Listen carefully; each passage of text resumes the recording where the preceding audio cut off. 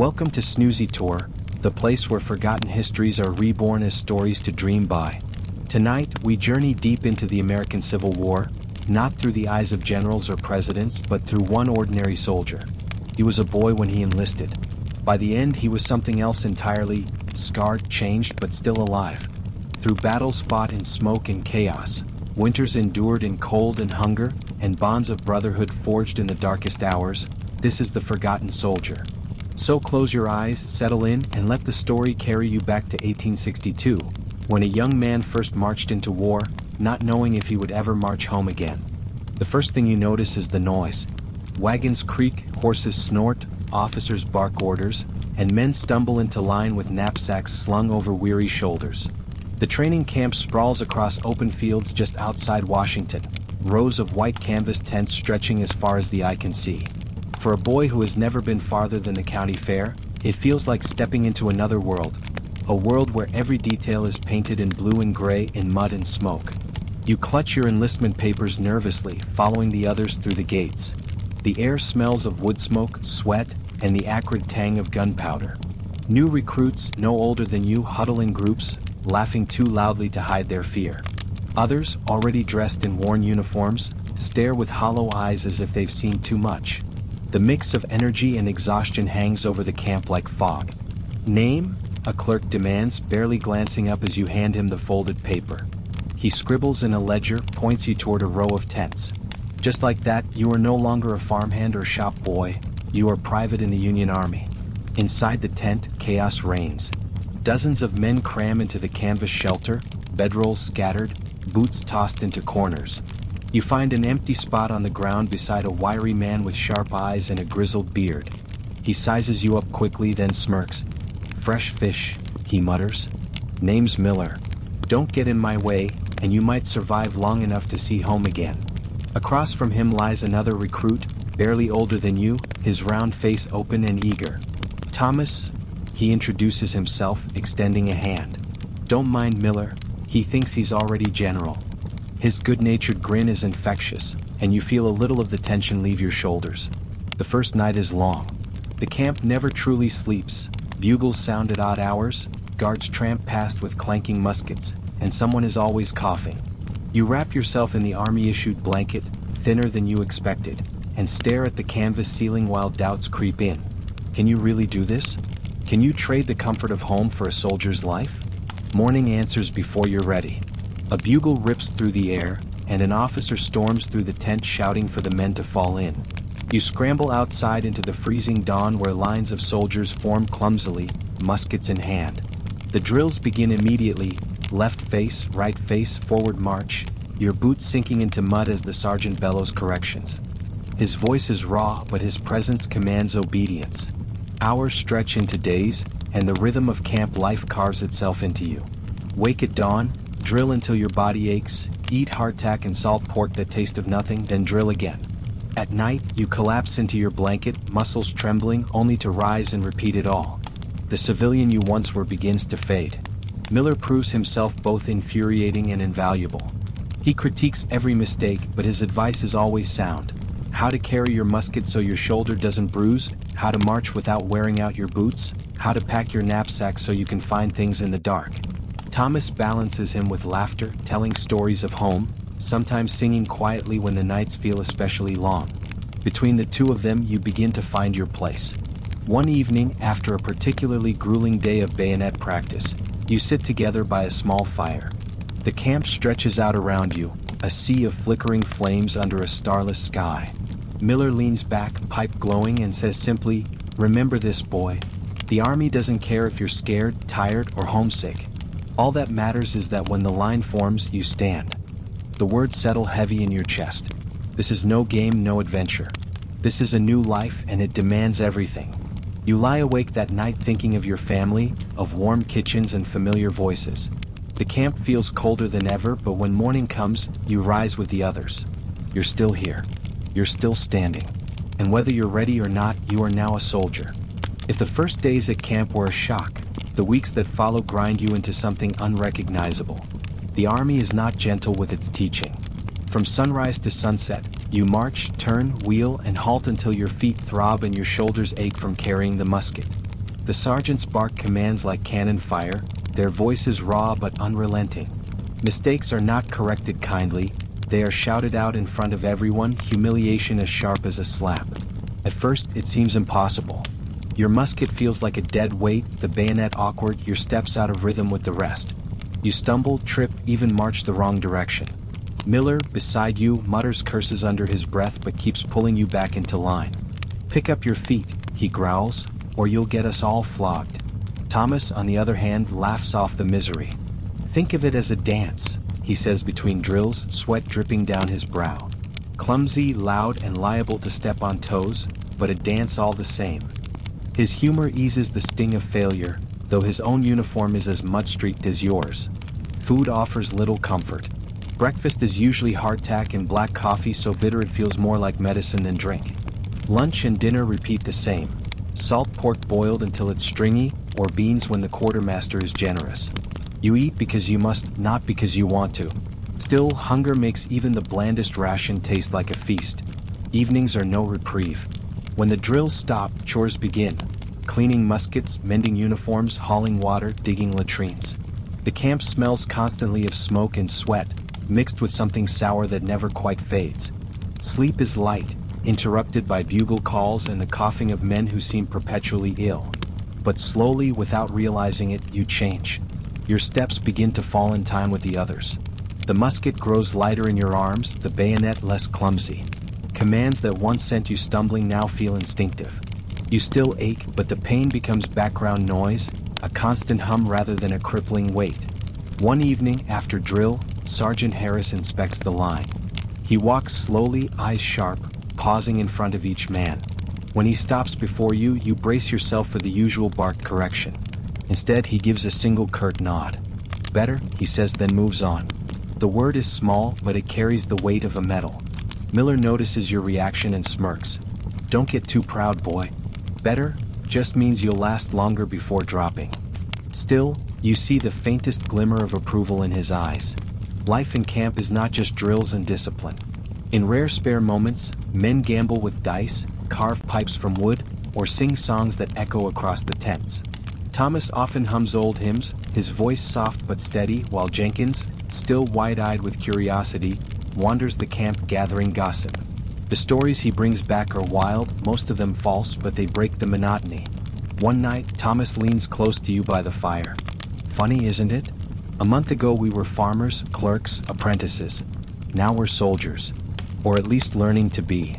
You nod, staring into the flames, realizing how quickly life has shifted. The world outside camp feels distant, like a dream fading in morning light. By the end of the second month, your reflection in the tin cup surprises you. The boyish softness in your face is gone, replaced by sharper lines and tired eyes. Your hands are calloused, your posture straighter. You no longer feel like a visitor here, you belong in some strange, harsh way. The transformation is not complete, but the foundation is laid. The army has begun its work, molding you into something harder, leaner, and perhaps more dangerous. The man who arrived at camp would not have recognized the soldier you are becoming. And as the bugle calls again at dawn, you rise without hesitation, ready to march, to drill, to endure. Because now you know, survival here is not about glory, it is about routine. About standing when you are told to stand, marching when you are told to march, and enduring every day until the next one comes. The day comes without warning. At dawn, the bugle's notes slice through camp with a sharpness that feels different from routine. Officers ride hard between tents, barking orders. The word spreads quickly. The regiment is moving to the front. You pack in a rush, fumbling with straps and buckles. The knapsack feels twice as heavy as when it was issued, stuffed with blanket, rations, and spare clothing. Your musket, once a burden during drills, now rests against your shoulder like a natural extension of your body. Miller watches your clumsy struggle with a smirk. Get used to it, boy. From here on, that pack's your home. The column forms in the cold morning mist, blue coats stretching down the road farther than you can see. Drums beat a steady rhythm as boots strike mud in unison. At first, the march feels almost exhilarating, movement after endless weeks of monotony. Thomas walks beside you, humming a tune that blends with the steady tramp of feet. Jenkins darts ahead, eager to see everything, his wide eyes scanning every farmhouse, every distant hill. but excitement fades as the miles pass. The straps dig into your shoulders, your boots squelch in mud that clings like glue, and the weight of the musket grows unbearable. Dust coats your throat until every swallow tastes of grit. Men begin to drop out of line, resting briefly before hurrying to catch up. Officers shout, urging them on, threatening punishment if they fall too far behind. The countryside bears scars of war. Fences splintered for firewood, barns collapsed from artillery, fields left barren. In some villages, children peer silently from doorways as the blue tide marches past. Women stand with folded arms, their expressions a mixture of fear, anger, and resignation. You feel their eyes on you, heavy as judgment, and look away. At night, the regiment halts in muddy fields, tents pitched hastily in the dark. Fires glow across the landscape like scattered stars. You eat cold salt pork, drink water that tastes faintly of iron, and collapse onto the ground. Sleep comes fitful, broken by the sound of horses, the cries of men, and the occasional distant boom of artillery. By the third day, the novelty is gone. Blisters cover your feet, your back aches, and the endless road stretches like a punishment with no end. Yet something shifts inside you. Each morning, you rise with the column, shouldering your pack without hesitation. The rhythm of march, step after step, becomes a kind of grim meditation. You realize that in the army, endurance is its own form of strength. Miller seems unaffected, striding with the confidence of a man who has marched 100 such roads. Thomas struggles but pushes on, coughing occasionally but refusing to fall behind. Jenkins still chatters, though less than before, the strain visible in his young face. Together, you form a small unit within the massive column, each step drawing you closer to the reality you've both feared and anticipated: battle. One evening, as you collapse by the fire, Miller studies the horizon. "Won't be long now," he says. "You'll hear it before you see it, the guns. Then you'll know what you've signed up for." His words linger as you drift into uneasy sleep, your dreams filled with smoke and thunder. The march to the front strips away the last illusions. The war is no longer distant. It is just ahead, waiting in the haze of the next dawn. The march continues for days until the countryside changes. The air feels heavier, charged with an invisible tension.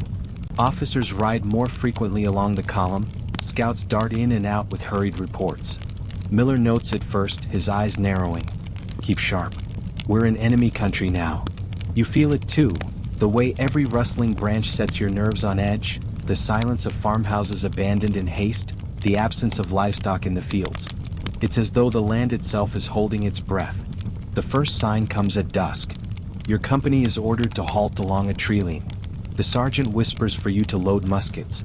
The metallic click of ramrods and the soft thud of powder and ball fill the still air. Your hands shake as you fumble with the cartridge, tearing it open with your teeth as you've practiced countless times. Only this time it's not drill. This time it matters. A crack splits the silence, a rifle shot from somewhere ahead. A branch snaps above you, showering leaves onto your cap. Jenkins flinches, nearly dropping his musket. More shots follow, sharp and irregular, the echoes bouncing through the trees. Smoke curls white against the darkening sky. Return fire. Sergeant Harris bellows and the line erupts.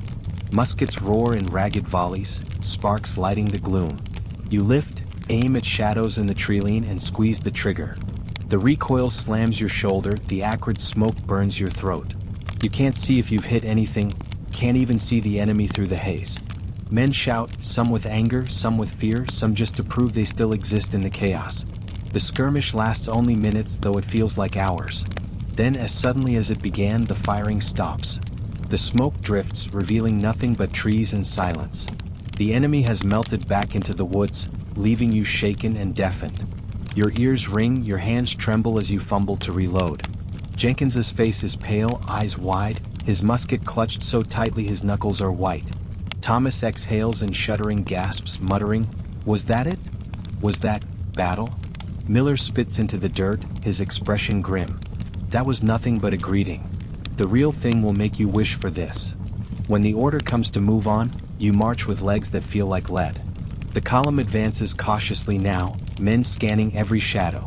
You know the enemy is out there, watching, waiting. The sense of vulnerability is worse than the shots themselves, knowing you can be struck at any moment without warning. That night, you lie awake in your blanket, the musket beside you. Each crack of a twig, each distant call of an owl sets your heart racing. You replay the moment you pulled the trigger, the smoke, the recoil, the uncertainty. Did you fire too high? Too low? Did your bullet hit flesh or only carve through empty air? The not knowing gnaws at you. Around the fire, the men whisper about what's to come. Some boast loudly, claiming they'll run through the enemy like wheat before a scythe. Others stay silent, staring into the flames with eyes that seem far older than their years. As for you, the only certainty is this: the war has announced itself.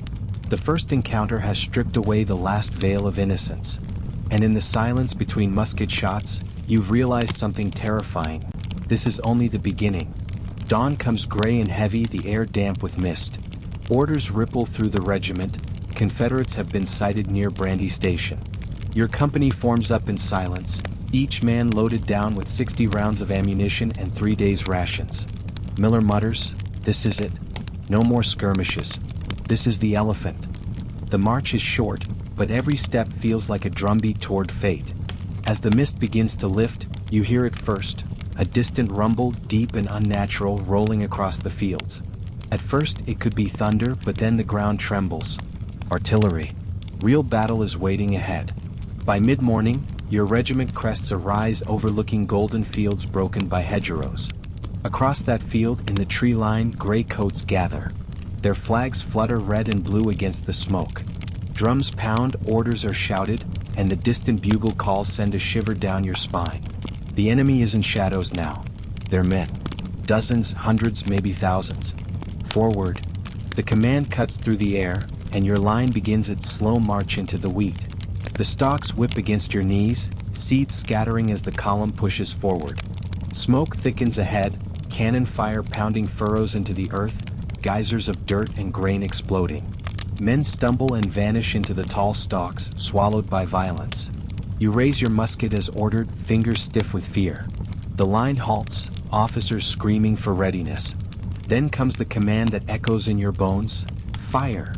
The volley rips from your regiment like one enormous roar. Muskets belch smoke, your shoulder kicks back with force, ears ringing from the combined blast. You reload automatically, hands moving in the rhythm drilled into your body. Bite the cartridge, pour powder, ram ball, set cap. It feels mechanical, yet every movement is desperate, because each second wasted might be the second when a rebel ball finds your chest. The air is chaos. Thick white smoke cloaks everything. You can barely see 10 yards ahead. Flashes of orange from muskets split the haze, followed by the deadly hum of mini balls. They sound like bees, angry, furious bees that cut down men mid-step. Someone screams to your right, a high sound that cuts through the din, then falls silent. Keep firing. Keep the line. Sergeant Harris shouts, his voice raw. You fire again and again. The smoke burns your throat, blackens your hands, coats your tongue with sulfur. You don't know if you've hit anyone. You don't even see faces, only movement in the haze. Then the sound changes. A chilling, unearthly cry rises from the smoke ahead. The rebel yell. It surges toward you, raw and feral, louder than any cannon.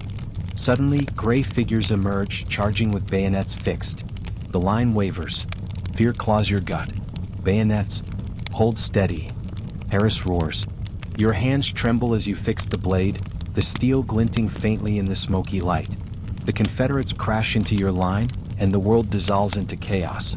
A bearded rebel lunges at you, his bayonet missing your ribs by inches. Instinct takes over. You swing your musket like a club, slamming it into his shoulder. He staggers but comes again, rage in his eyes. At the last moment, Miller appears, driving his bayonet into the man's side. The rebel falls, gasping like a punctured bellows. Miller doesn't pause, he shouts at you, "Move! Keep moving or you'll die." Around you, men scream, clash and fall. The neat blue line has disintegrated into pockets of hand-to-hand combat. You see Thomas on his knees, vomiting between musket shots, but still reloading, still fighting. Jenkins is firing wildly, smoke and tears streaking his face. The ground beneath you churns into mud, trampled wheat mixing with blood. Then, as suddenly as it began, the rebel line falters. More Union regiments pour into the field, their volleys tearing gaps into the Confederate charge. The gray wave breaks, recedes, and finally retreats toward the woods. Cheers rise from the Union line, ragged and exhausted. You slump against your musket, chest heaving, ears deafened by the cacophony. The field is quiet now except for the groans. The wheat is trampled flat, littered with bodies in blue and gray, their forms grotesque among the golden stalks. The victory feels hollow, fragile. Thomas staggers to his feet, face pale, eyes hollow. Jenkins stares at his hands as if he doesn't recognize them, the musket trembling between his fingers. Miller lights a cigar with steady hands, though his face is ashen. That, he says flatly, was battle. You realize in that moment the war has truly begun for you. The boy who marched from training camp is gone. In his place stands someone who has seen men kill at arm's length, someone who knows the price of every step forward. And the war is only just beginning. The smoke still lingers when the cannon falls silent. It hangs low over the wheat fields, a ghostly veil that blurs the line between the living and the dead. For a moment, everything is unnaturally still, as if the earth itself holds its breath after the storm. Then the groans begin. They rise from the ground, weak and scattered at first, then swelling into a chorus of pain. It's a sound you'll never forget, men calling for water, for their mothers, for God. Your regiment stands where it fought, a shattered line, more gaps than soldiers. Officers pace along the survivors, calling names, scribbling notes on casualty lists. Harris's voice cracks as he reads through the roll, each silence marking a man who will not answer. Beside you, Jenkins fumbles with his musket, reloading though no one is firing. Miller gently takes it from him. Easy, boy. It's over.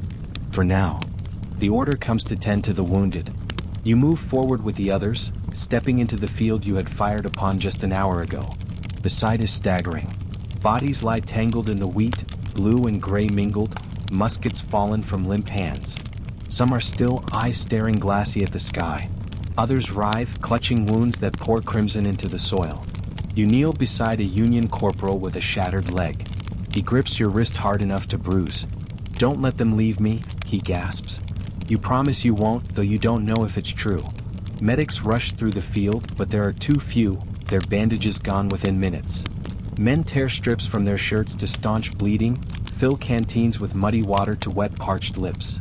The surgeon's wagon rattles up, already piled with men groaning beneath blankets. It will take dozens of trips to carry them all. Among the fallen you see faces you know. Private Davis, who shared his last piece of bread on the march, lies twisted, his chest crushed by a cannonball. Young Henry from Company B stares upward with surprise frozen on his features, as if death came before he could believe it. You pass by them with numb steps because if you stop to mourn each one, you'll never move again. Then you find Thomas. He sits in the grass, his musket beside him, staring at the blood soaking his sleeve. At first, you fear the worst, but when you pull back the cloth, the wound is shallow, a grazing cut along his arm. His eyes, though, are distant, his face pale. It's not bad, you tell him firmly, binding the wound with a strip of cloth. He nods slowly but whispers, "It could have been. It should have been. I felt it whistle by." You don't know how to answer, so you just sit with him until he steadies. Night falls before the field is cleared. Fires burn along the edges, casting flickering light across rows of wounded and dying. The surgeons work under lanterns, their tables slick with blood, saws and knives flashing as they cut away limbs too damaged to save. The air is thick with the smell of iron and sweat and the sickly sweet odor of chloroform. Each scream feels like it carves into your bones. Jenkins vomits in the grass, then returns to hold down a man's shoulders while the surgeon works. No one is spared the sight. When the work ends, silence settles once more. The dead are gathered into rows, covered with blankets or left bare if none remain. Some are buried hastily in shallow graves, others left for detail in the morning. You stand with Miller at the edge of the field, watching the flames flicker. He smokes quietly, then says, "You'll see this every time you close your eyes now. But you can't let it stop you. We've got a long war ahead." As you lie down that night, the ground hard beneath you, the faces of the fallen fill your mind. Their voices echo in your ears, mingling with the memory of the rebel yell. Sleep doesn't come easy. And when it does, it's broken by dreams of wheat fields soaked in red. The battle is over, but for you, and for everyone who survived, the war has only just begun. The days after Brandy Station blur together in a haze of exhaustion and silence. The regiment moves on, not with triumphant cheers but with the heavy tread of men who have seen too much. You march past the fields where the wounded still linger, past the shallow graves hastily dug, past the charred barns and trampled crops that mark the wake of war. Each step feels heavier than the last. It is in this silence that Thomas begins to cough. At first, it seems harmless, a dry tickle in the back of his throat. He waves it off when Miller comments, claiming it's just the smoke from the battle still stuck in his lungs. But at night, lying on his blanket, the cough worsens. His breath comes in ragged bursts, and sweat soaks his brow even in the cool autumn air. One morning, you wake to find him shivering uncontrollably, his face pale beneath a flush of fever. Jenkins hovers nearby, eyes wide with worry. "He's burning up," the boy whispers, his voice breaking. Miller kneels beside Thomas, laying a weathered hand on his forehead. "Too hot. Not good." The company sergeant sends him to the field hospital, little more than a collection of canvas tents pitched near a creek. You and Jenkins volunteer to help carry him there, his body frighteningly light as you lift him. The hospital is chaos. Dozens of men lie on cots or bare ground, coughing, groaning, some staring blankly with fever-bright eyes. The air stinks of sweat, sickness, and disinfectant. Flies swarm despite the surgeon's frantic efforts to keep them at bay. A weary surgeon examines Thomas quickly, barely pausing before muttering, "Pneumonia likely. Lungs full of fluid." He orders him placed on a cot near the flap, where the air can circulate. You watch helplessly as they drape a blanket over him, his body racked with shivers. "Will he make it?" you ask, your voice low, desperate. The surgeon doesn't answer, only moves on to the next patient. That silence says more than words. The next days are torture. Thomas drifts in and out of consciousness, his cough tearing through the quiet of camp like musket fire. Sometimes he mumbles incoherently, calling for his mother, sometimes for you, sometimes for Miller. Other times he lies frighteningly still, his shallow breathing the only sign of life. You sit beside him as often as you can, wiping his brow with a rag soaked in creek water, whispering reassurances you're not sure you believe. Meanwhile, the regiment grows restless. With no major battles, the men turn inward and the camp fills with rumors. Some say disease is worse than any bullet, that more men will die in tents than on battlefields. Others whisper about desertion, about slipping away under cover of darkness to find a warmer bed, a softer life. Miller scoffs at this talk but admits to you privately, this waiting, this sickness, it breaks men faster than fighting ever will. Jenkins struggles most of all. The boy lingers at Thomas's cot, watching with wide eyes, unable to look away. "He was so strong," he says one evening, voice trembling. "I thought he'd never fall." You want to comfort him, but the truth lodges in your throat. No one is untouchable. Not Thomas, not you, not anyone. On the third night, the rain begins. Fall steady, cold, relentless. The hospital tents sag under the weight of water, the ground turning to mud beneath your boots. The damp seeps into everything, blankets, bandages, even Thomas's lungs. Each breath rattles in his chest, wet and labored, as if the rain outside has poured directly into him. You sit beside him, clutching his hand, whispering fiercely, "Don't you dare leave us. Don't you dare." Miller appears at your side, his face grim. "We've seen worse," he says, though you both know it isn't true. He watches Thomas for a long time before adding, "Sometimes the strongest fight isn't on the battlefield. Sometimes it's in a man's own chest." That night, you lie awake in the hospital tent, listening to the rain drum on canvas and the chorus of coughing all around. Every breath Thomas takes sounds like a battle in itself. For the first time since you enlisted, you realize bullets are not your greatest enemy. The war has 1,000 ways to kill, and sickness might be the cruelest of them all. The storm finally breaks on the morning of the fourth day. After endless hours of pounding rain, the clouds thin and the first weak rays of sunshine pierce through. In camp, men stumble from their tents like animals after a long hibernation, dragging out blankets, uniforms, and boots to dry in the fragile warmth. The change in the air is immediate. Laughter rises where silence once lingered, and for the first time in days, the smell of wet earth replaces the sour stench of damp sickness. Thomas's cot is moved into the sunlight, the hospital attendants propping him near the open flaps so the breeze can pass over him. At first, he lies still, pale as parchment, his chest rising in shallow jerks.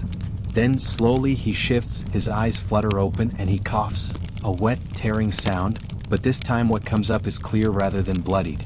The surgeon, passing by with hurried steps, pauses long enough to nod. Good sign. He'll live, though he may never fight the same again. You and Jenkins exchange looks of relief so sharp it almost hurts. Miller, who rarely allows sentiment to slip through, claps you on the shoulder. Told you the boy's got fight in him. Just needed the sun on his back. The next 2 days bring steady improvement. Thomas's fever breaks, and though his body trembles with weakness, the light returns to his eyes. He eats a little, hardtack softened in broth, a few spoonfuls of dried apple from a package his mother sent. At night, when the lanterns flicker against the canvas walls, you sit together, sharing the meager spoils as though they were a banquet. For a moment, the war feels far away. It is during one of these evenings that Thomas speaks quietly, his voice hoarse. The doctor says if my lungs don't mend, they might send me home. A medical discharge. He tries to smile, but it falters. Imagine that. A bed, real food, my mother fussing over me. That sounds like heaven, Jenkins blurts, eyes wide with longing. But Thomas only shakes his head. It feels wrong. Leaving while you all stay. Like running away. You set your rifle aside and look at him firmly. Getting sick isn't running. You stood in that wheat field same as the rest of us. Nobody can take that from you. Thomas doesn't answer, but his eyes soften.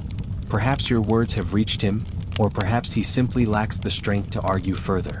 Meanwhile, camp life shifts into a strange rhythm. With the regiment under strength from battle and sickness, your company is spared the hardest tasks of digging trenches or hauling timber. Instead, you're sent on picket duty, long hours standing watch at the edge of camp, eyes straining into the woods, nerves stretched taut by every snapping twig. Miller grumbles that it's worse than fighting. At least in a battle, you know when it starts and when it ends. This waiting, your mind makes ghosts out of shadows. Despite the monotony, small moments of humanity thread their way through.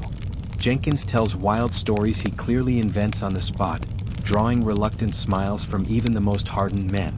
Miller sharpens everyone's bayonets with methodical precision, muttering curses about dull steel. And you discover, almost by accident, a knack for storytelling. In the evenings, with the lantern flickering low, the others lean in as you recount not only the skirmishes you've lived but also tales you've heard in books or from veterans. For an hour or two, the walls of canvas seem to fall away, and the war is replaced by images of faraway places, heroic deeds, and imagined adventures. One night, Jenkins presses you for more. Tell the one about the cavalry charge again, he pleads, his boyish face shining with anticipation. You oblige, describing horses thundering across open ground, sabers flashing in the sun, men shouting with courage that defied fear. The others listen silently, their faces softened, their thoughts carried away from the mud and misery. Christmas comes quietly in the camp, but the day carries weight. The cooks prepare a meal with what little they have. Salt pork stewed with onions, dried fruit soaked into pudding, and, by miracle, a ration of whiskey. Around the fire, gifts are exchanged. Miller carves a wooden pipe and presses it into your hand. Thomas, his strength returning, produces a pair of knitted socks his mother sent, offering them to you with a sheepish grin. Jenkins, eager to contribute, sketches the four of you huddled in your half-finished hut, the lines rough but full of heart. You realize then that survival isn't just about food and fire, but about this, about brotherhood. The men beside you are no longer strangers thrown together by chance. They are family, bound not by blood but by hardship, laughter, and the promise that you will see each other through. As the snow begins to fall outside, you feel something unexpected. Hope. Fragile, yes, as fragile as Thomas's shallow breaths just days before. But alive. And in this war, sometimes hope is the strongest weapon of all. By November, the marching slows, then stops altogether. Orders come down that the regiment will establish winter quarters near Falmouth, Virginia. The campaign season is over. No more long marches across muddy fields, no sudden calls to arms at dawn. Instead, a new kind of battle begins, the fight against cold, boredom, and despair. The first snow arrives early, falling in thin, swirling flakes that melt instantly on your wool coat. Miller watches it drift to the ground with the solemnity of a priest watching ashes scatter. First snow's a warning, he says. God's way of telling fools to get ready. The regiment transforms overnight into a construction crew. Axes swing, saws rasp, and the sharp crack of falling timber echoes across the valley. Each squad is tasked with building its own hut, a shelter to withstand the months of freezing nights ahead. You, Thomas, Miller, and Jenkins dig a rectangular pit in the frozen soil, 18 inches deep, 8 feet long, 6 feet wide. Deeper we go, warmer we'll be, Miller explains, showing Jenkins how to square the corners. Heat rises, cold drops. You want to live below ground level. The work is brutal. The ground is hard as iron, the tools scarce and dull. Your hands blister and bleed, your back aches with every swing of the spade. Yet slowly the walls rise, logs notched and stacked, clay packed into gaps as primitive mortar. A crude chimney is fashioned from stone at the base and wood above, lined with mud to prevent fire. It smokes terribly, but it draws just enough to keep the small space warm. By nightfall, you sleep inside the unfinished hut, huddled together beneath canvas stretched as a temporary roof. Your breath fogs in the cold air and frost gathers on your blanket. The fire sputters and nearly dies, but Miller keeps it alive, cursing under his breath as he feeds it with twigs. Summers for fighting, he says grimly, winters for surviving. The camp slowly transforms as hundreds of huts rise from the snowy ground. Some are crude boxes barely fit for animals. Others show surprising craftsmanship. Decorative chimneys, porches, even salvaged windows taken from nearby farmhouses. Soldiers are nothing if not resourceful, Thomas observes one morning, watching a group of men fashion actual shingles from split wood. Give a man dirt and sticks and he'll build a palace, and still complain it needs curtains. By December, your hut is complete. Walls 6 feet high, a pine sapling roof, a rough wooden door nailed together from hardtack boxes. Jenkins proves skilled at carpentry, filling gaps with moss and clay until the drafts lessen. Inside, you build raised bunks from branches, a small shelf for supplies and hooks for rifles.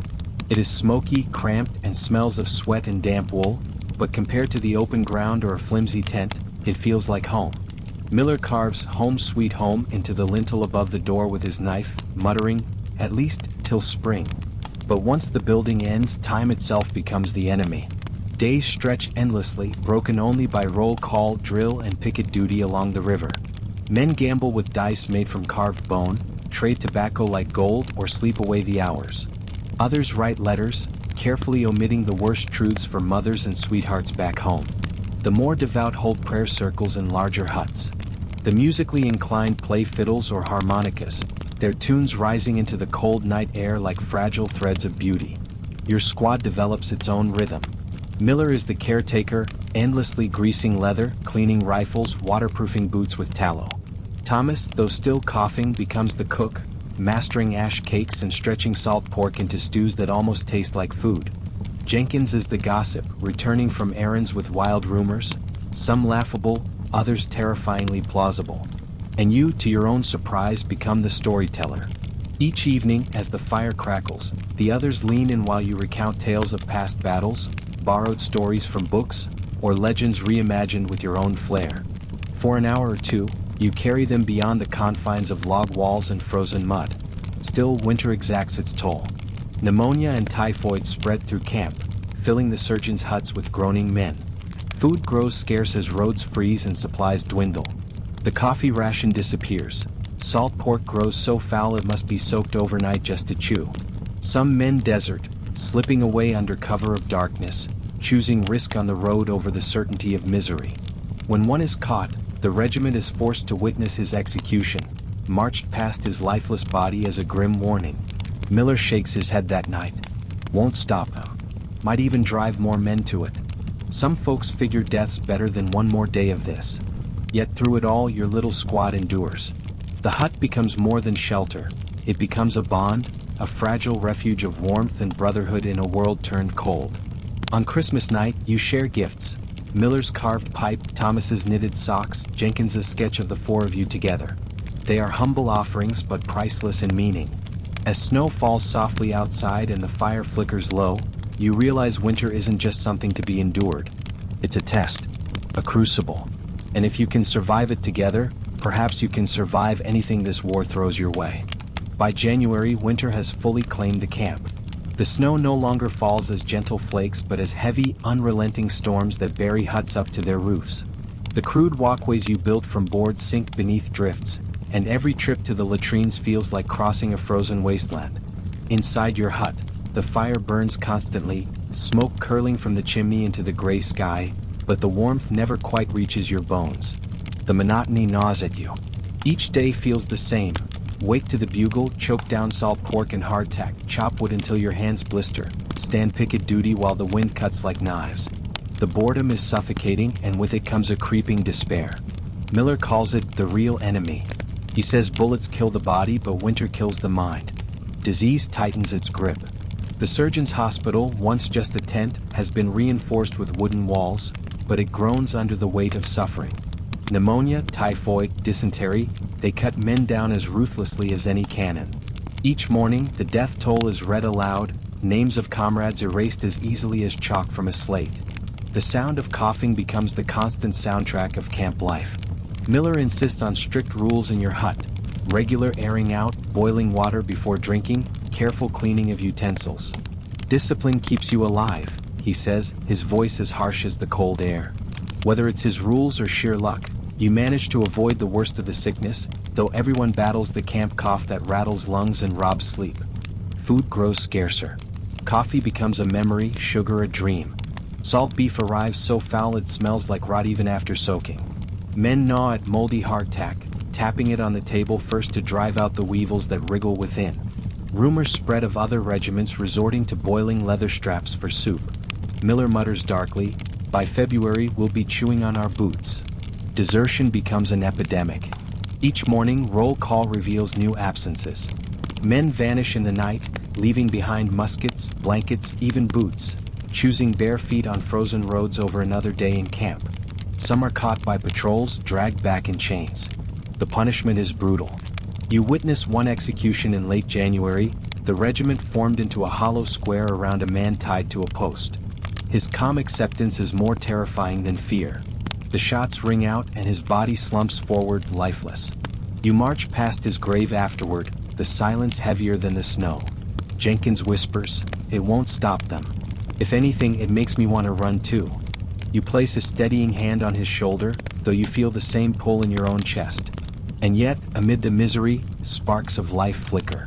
Jenkins entertains the hut with stories, some outlandish, some so earnest they make you forget where you are. Thomas, still weak from illness but recovering, turns cooking into an art. His ash cakes and onion stews transforming scraps into feasts. Miller tends to everyone's gear, waterproofing boots and patching uniforms, muttering curses but never failing in his care. You discover your own role in this fragile brotherhood, storyteller. Each night, with a fire crackling low, you spin tales that carry your hut beyond the frozen camp. You recount cavalry charges and imagine victories, weaving hope into every word. Jenkins listens wide-eyed, Thomas smiles faintly, and even Miller, grizzled and skeptical, leans in. "Keep talking, boy," he says one night. Words warm colder nights than any fire. Still, despair lurks at the edges. Letters from home arrive sporadically, treasured like gold. You share yours with Jenkins when he receives none, reading aloud stories of mundane village life, crops planted, neighbors squabbling, festivals planned. To soldiers who sleep with death a few feet away, such simple details feel miraculous, like glimpses into a world that still remembers peace. February brings a thaw. The snow melts into mud, sucking at boots, filling trenches, seeping into huts. Fires sputter in the damp, and mold creeps into blankets. Virginia can't make up its mind, Thomas grumbles, wringing out his socks for the third time that day. Too cold to live, too wet to breathe. But the thaw brings something else, supplies. Wagons grind into camp with flour, beans, dried fruit, and, most precious of all, fresh coffee. Spirits lift, the men laughing like children at Christmas as they cradle steaming tin cups. For a few days, the camp feels alive again, though the mud still clings and the coughs still echo. That night, as you sip your coffee by the fire, you realize what winter has taught you. The war isn't just muskets and cannons, it's enduring hunger, sickness, and despair without breaking. Survival is a victory in itself. And though the snow still falls outside, though the mud still clings, your little hut of 4 men stands like a fortress against the endless winter. By late February, the camp begins to stir with whispers. At first, they're only fragments overheard by Jenkins. Confederates shifting positions across the river, Union generals planning new offensives, wagons loaded with supplies moving south. The rumors spread like fire through dry grass. "Spring's coming," Miller mutters one evening, polishing his bayonet until it gleams in the firelight.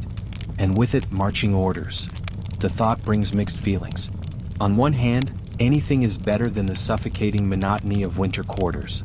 On the other, battle means blood, fear, and graves. You watch Thomas carefully as the rumors grow louder.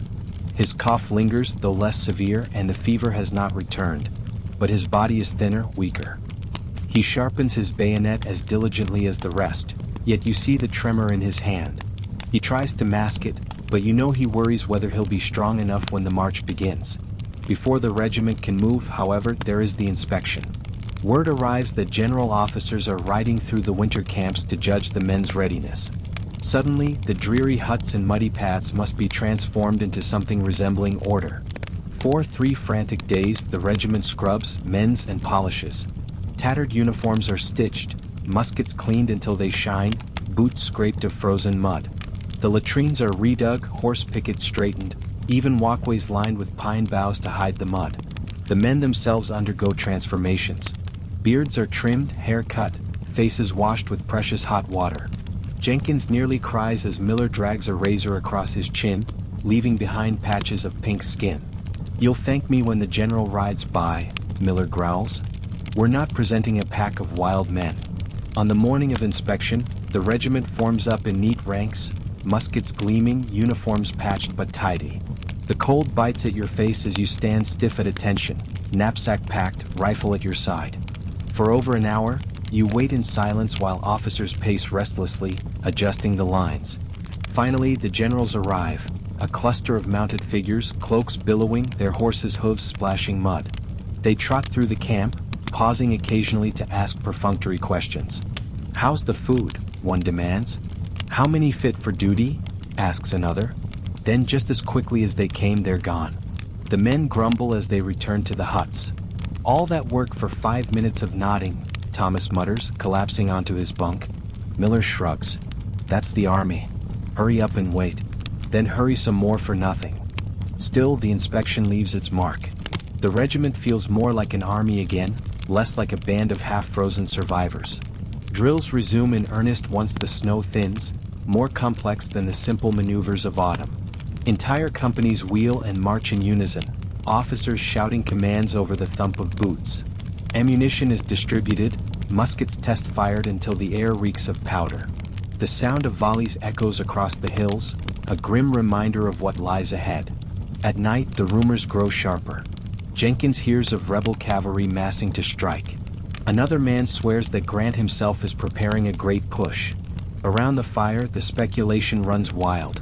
Where they'll march, how soon, how bloody. The younger recruits talk eagerly, boasting of victories yet to come. The veterans sit in silence, their eyes fixed on the flames. They've learned not to cheer too loudly before the killing starts. You feel the tension building inside yourself too. Winter has changed you. No longer are you the green recruit fumbling with his musket. You've endured cold, disease, and despair, forged bonds with men who've become brothers. Yet with the thaw comes a familiar dread. The smoke, the screams, the rebel yell, they wait just beyond the horizon. One evening, as the sun sets in a blaze of crimson, Thomas speaks quietly. "Do you think we'll all be here next winter? Sitting in another hut, telling the same stories?" No one answers. Even Jenkins, usually full of bravado, remains silent. The only sound is the crackle of fire and the distant howl of a winter wind retreating before spring. In that silence you realize the truth. Winter has been a battle in its own right, one you barely survived. Now the war calls you forward once more. The huts that sheltered you will soon be abandoned, the fire pits cold, the paths overgrown. Ahead lies only uncertainty, the road stretching south toward blood and smoke. Spring is coming, and with it war. The bugle sounds before dawn, its notes sharp and urgent, different from the daily calls of winter. This isn't routine. This is marching reveille. The regiment stirs like a hive struck with a stick. Men tumbling from huts, strapping on knapsacks, buckling cartridge boxes, slinging rifles. The long pause is over. You step outside into the chill of early spring. Frost crusts the muddy ground, crunching beneath boots. A gray mist hangs low, shrouding the camp in ghostly silence. The huts stand stoic and familiar, smoke still curling from some chimneys. They look almost permanent, like a village that has existed for years instead of months. but everyone knows they will be ruins by sundown. Inside your hut, you pack what little you own: blanket, tin cup, a spare shirt, a letter tucked carefully into your breast pocket. Thomas folds his socks slowly, his movements stiff, lungs still weak but determined. Jenkins, jittery with nerves, drops his bayonet twice before Miller snatches it up with a growl. "Steady, boy. First battle you'll get killed fumbling with steel, second one you'll be sharp as a razor." As the regiment forms in line, the huts are left behind. Already they seem abandoned, fires doused, doors swinging open, scraps of paper and bits of clothing left in corners. Miller lingers at the threshold of yours, his gaze sweeping the carved words, "Home Sweet Home," above the door. "Strange thing," he says softly. "We build ourselves a house in the middle of war, then walk away like it never mattered." He runs his hand over the carving once more before turning to join the column. The march begins with a sharp command: "Forward, march." Boots strike in unison, rifles gleam in the pale dawn light, and the regiment snakes down the frozen road. You don't look back.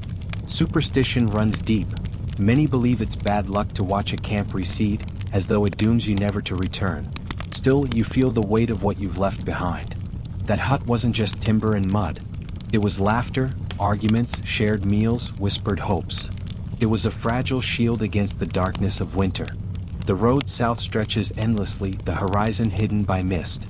Men march in silence, broken only by the jangle of canteens and the creak of leather straps. The anticipation is worse than the cold. You know what waits ahead: smoke, thunder, chaos. The first volley, the rebel yell, the desperate clash of men in fields and forests.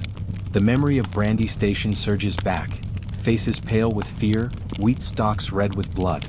As the sun rises higher, warming the frost into mud, Jenkins breaks the silence. "Do you think we'll all be together after the next fight?" His voice is too loud, too young, betraying the fear in his chest. Thomas glances at him, then at you, then looks away. Miller finally answers, his tone flat but not unkind. "No telling. Each spring I've made new friends to replace the ones who didn't come back. That's soldiering."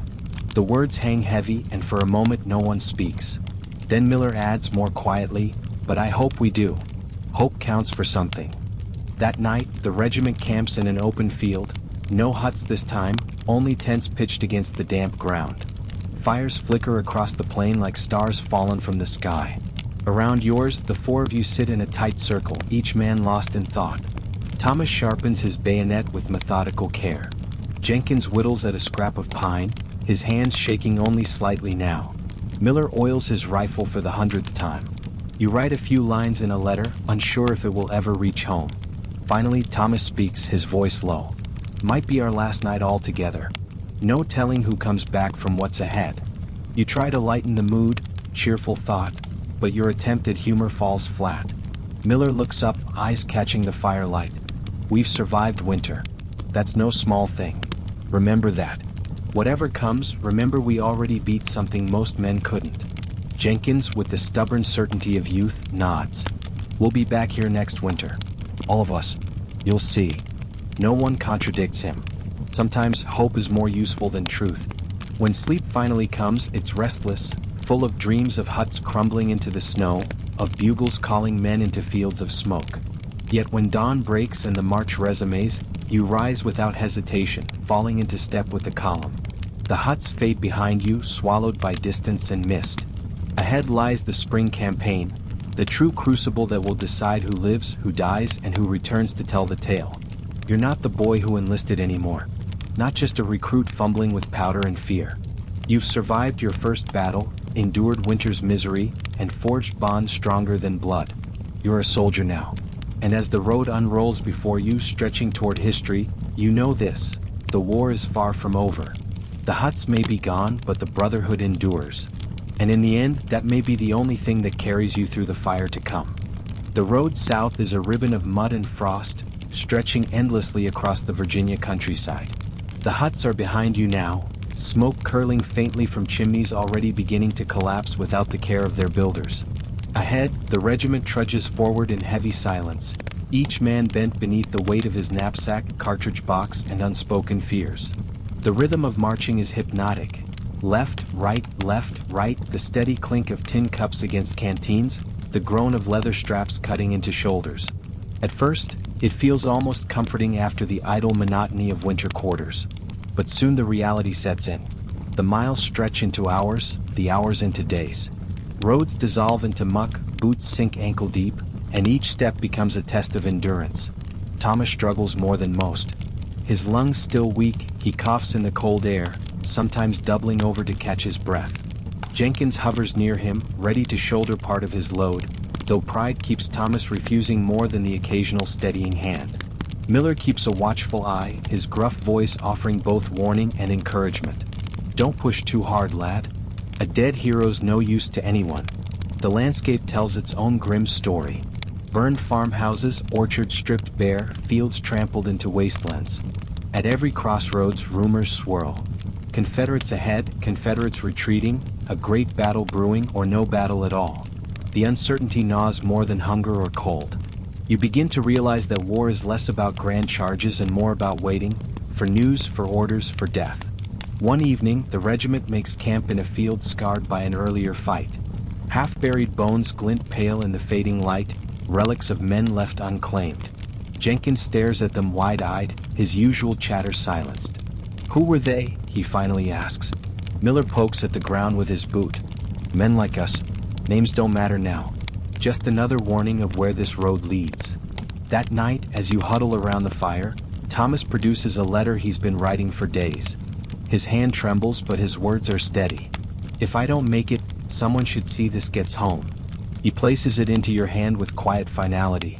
You want to protest, to insist he'll survive, but the look in his eyes silences you.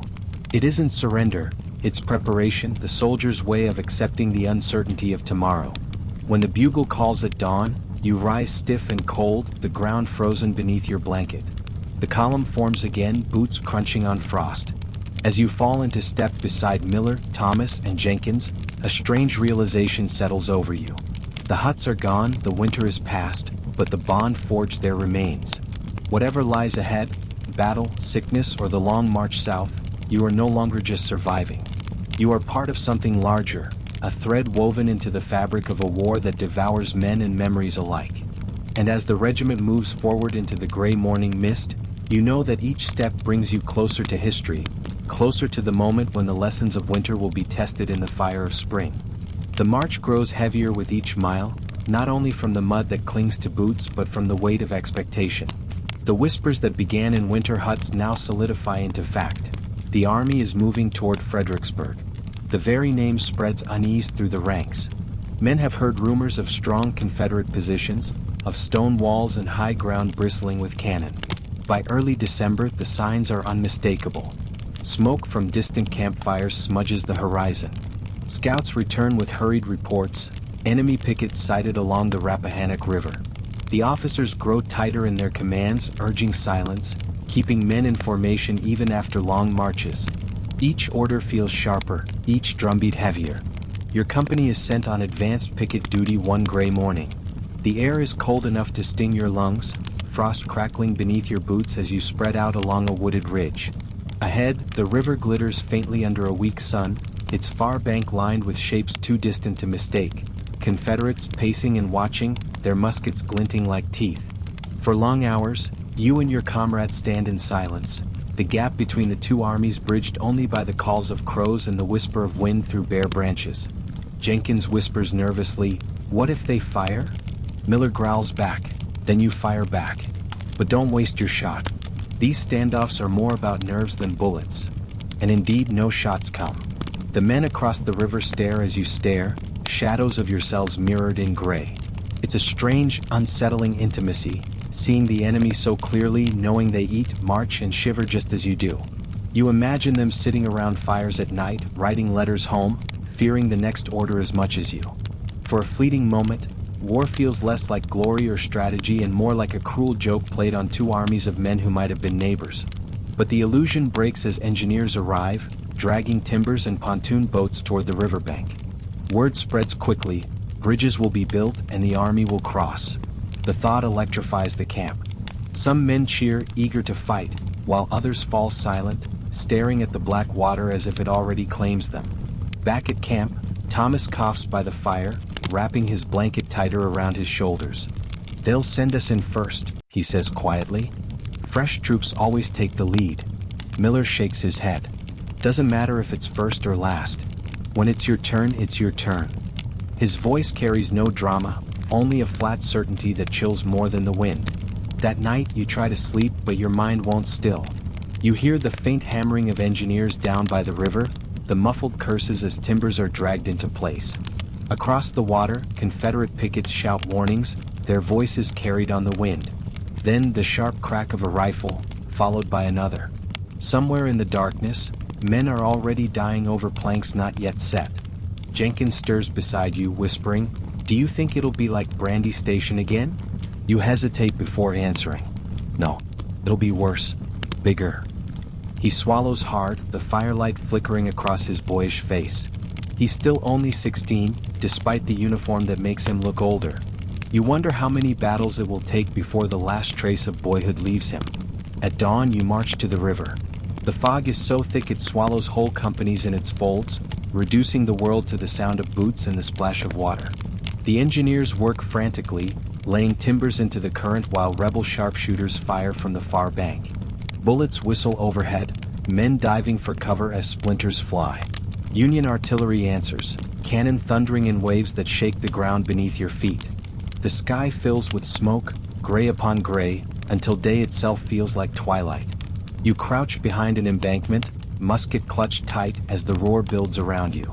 The bridges are nearly finished. Soon the order will come to cross. Around you, men sit in silence, adjusting straps, whispering prayers, staring into the fog as though trying to see their fate written in it. Miller leans close, his voice low but steady. "Once we cross, there's no going back. Remember your training. Keep your powder dry. And whatever happens, don't break. A line that breaks is a line that dies." You nod, heart pounding, breath shallow. Across the river, the Confederates wait, their cannons and muskets ready. The battle has not yet begun, but already you feel its weight pressing down like the fog. And as the sun struggles to rise above the smoke, you know this truth with absolute clarity. Brandy Station was only a beginning. What awaits at Fredericksburg will be something else entirely, something that will test not only your strength but your soul. The fog clings to the river like a shroud, muffling sound and swallowing light. Engineers work frantically at the water's edge, hammering planks into place, shouting orders above the rush of the current. Each pontoon section groans as it's dragged into position, connected by timbers that bob and sway under the men's weight. Every strike of a hammer feels like a challenge hurled across the river. The Confederates answer with bullets. From the far bank, hidden behind stone walls and buildings, sharpshooters pick off the engineers. A man topples into the water with a splash, the current sweeping him away. Another collapses over the half-finished bridge, his blood pooling on the pale wood. Still the engineers work, ducking low between shots, their determination as relentless as the river itself. Artillery thunders in response. Union cannons roar from the bluffs, shells screaming overhead and bursting across the town of Fredericksburg. The sound is deafening, the ground trembling with each explosion. Smoke curls through the fog, blackening the sky until day feels like dusk. Buildings crumble under the bombardment, flames licking upward, yet still the Confederate rifles fire. Your regiment is ordered forward, crouching behind the embankment at the river's edge. You huddle with Miller, Thomas, and Jenkins, muskets clutched tight, hearts hammering in rhythm with the cannons. The bridge is nearly finished, but every step onto it feels like a gamble against death. "Once we go," Miller mutters, his voice low but steady, "don't stop. Keep moving, eyes forward. The bridge will feel like it's breaking, but it'll hold. Don't look down. Don't look back." The command comes. Companies surge forward, boots pounding against the planks. You rise with the line, the fog chilling your face, musket heavy in your hands. The bridge sways beneath the weight of men, water slapping just below. Shots crack from the far bank, bullets whistling past your ears. One splinters the wood near your foot, sending shards into your boot. Jenkins flinches, nearly stumbling, but Miller's hand steadies him with a shove. Halfway across, the noise reaches a crescendo. Cannon fire, musket volleys, screams, and the constant slap of water against pontoons merge into one overwhelming roar. You focus on each step. Left, right, forcing yourself not to look at the bodies slipping into the current, the gaps in the ranks where friends once marched. Thomas coughs violently as he pushes forward, his face pale but determined. He clutches his musket like a staff, using it to keep balance as the bridge shudders under artillery fire. You stay close, ready to grab him if his strength falters. At last the far bank looms. Officers shout, waving men into formation as they scramble onto the muddy shore. You leap from the planks, landing hard, knees buckling, musket raised instinctively toward the smoke-shrouded town. The air reeks of gunpowder and river water, thick with the acrid bite of burning timber. Around you, the regiment reforms, though the line is jagged, torn by losses already suffered. Men gasp for breath, wiping blood and mud from their faces, checking cartridge boxes and bayonets. The order comes swiftly: advance into Fredericksburg. The town rises ahead, half hidden in smoke. Once a place of homes, shops, and churches, it is now a fortress. Stone walls bristle with rifles. Windows become loopholes for sharpshooters. Every street promises ambush. Yet forward you must go. As you march into the town, the sound of boots echoes on cobblestones slick with rain and blood. Broken glass crunches beneath your soles. Fires burn unchecked, casting grotesque shadows across familiar shapes twisted by war. You catch glimpses of civilians, faces pale at shattered windows, eyes wide with fear, before they vanish into the ruins. Jenkins whispers, his voice trembling, "It doesn't look like a town anymore. It looks like hell." Miller spits into the mud. "That's about right." Shots ring out, close this time, ricocheting off stone walls. A man in front of you drops, his body folding soundlessly. Officers shout for cover, and the regiment spills into alleys and doorways, muskets raised, nerves taut. The crossing is complete. You have entered Fredericksburg. But the real battle has yet to begin. And as you crouch in the shadows of a ruined house, heart pounding, the truth settles cold in your gut. The river was not the trial, it was the threshold. The true crucible lies in the streets ahead, where stone, smoke, and steel will decide who among you will march again and who will be left behind. The moment you step into Fredericksburg, the world narrows. Streets that once bustled with wagons and children now feel like canyons of death. Every window is a muzzle, every alley a trap. Smoke hangs low, masking the sun, and the only sound louder than your heartbeat is the echo of musket fire snapping between stone walls. Your regiment moves cautiously, bayonets fixed, boots splashing through icy puddles on the cobblestones. The town is half destroyed already, roofs caved in from shells, doors blasted from hinges, glass shattered across the streets. A church steeple rises above the smoke, riddled with holes, its bell silent. Somewhere nearby, a dog barks once before falling silent. Then the first volley erupts. Confederate sharpshooters open fire from an upstairs window. The crack shatters the tense quiet, glass exploding outward as bullets whistle into your ranks. A man crumples beside you, blood spraying across the stones. Officers scream for the men to take cover, and suddenly you're pressed against the wall of a house, musket clutched so tight your knuckles ache. "House to house," comes the order. You surge forward with your squad, smashing through a doorway into the gloom of a parlor still littered with civilian belongings.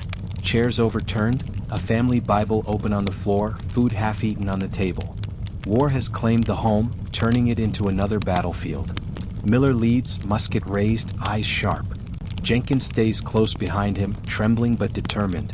You and Thomas follow, nerves stretched taut as you climb the narrow stairs.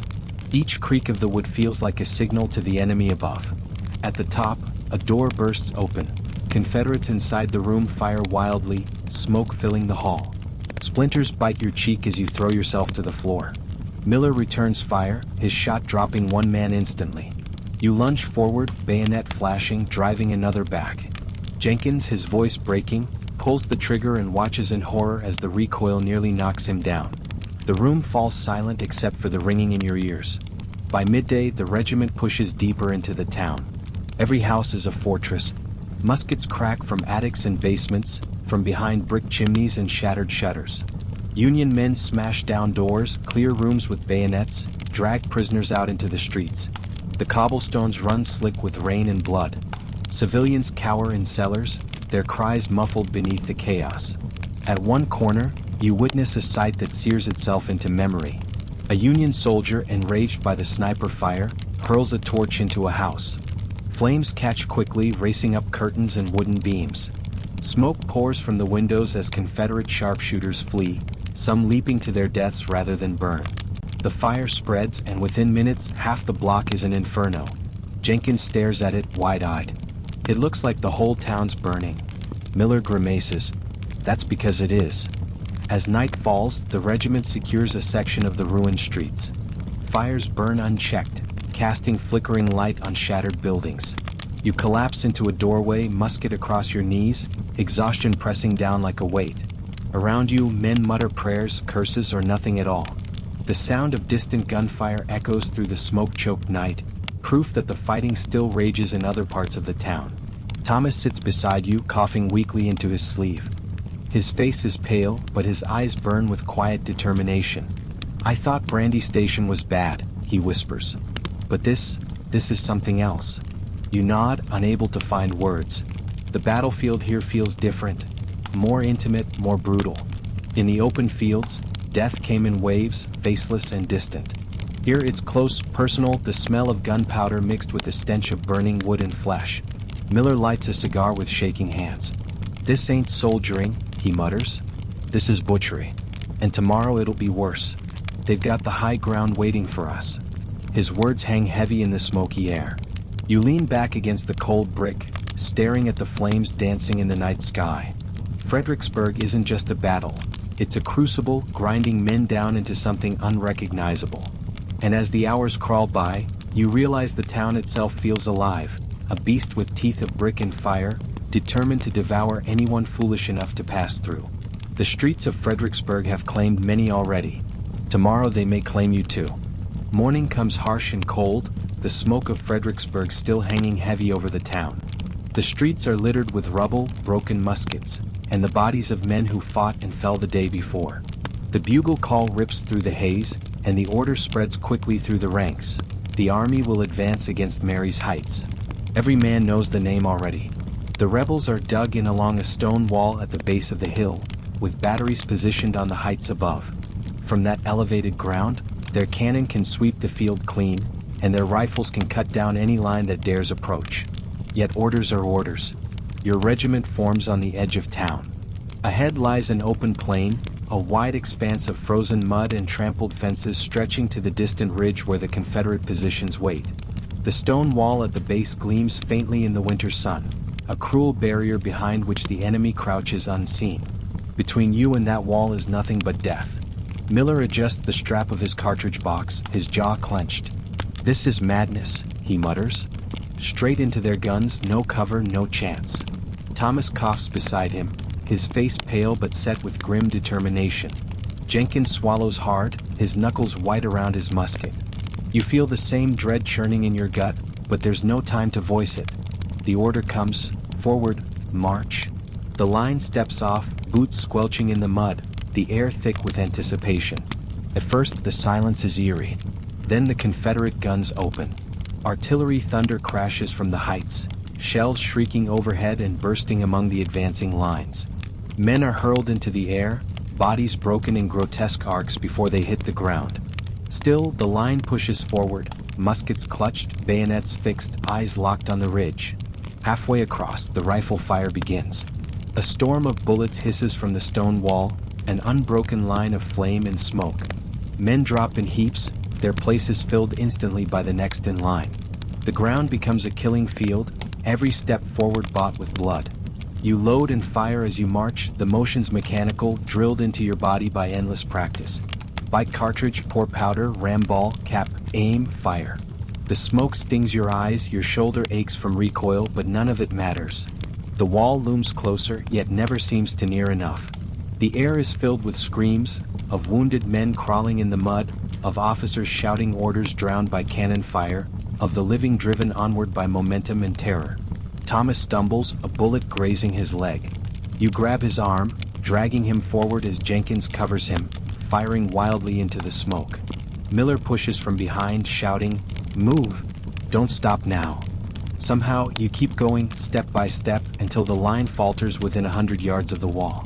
There, the storm becomes unbearable. The musket fire is so dense it feels like walking into rain, bullets slapping mud inches from your boots, snapping past your ears. Men drop by the dozen, officers falling with swords still raised. The survivors throw themselves down in the mud, firing from prone positions, unable to advance further.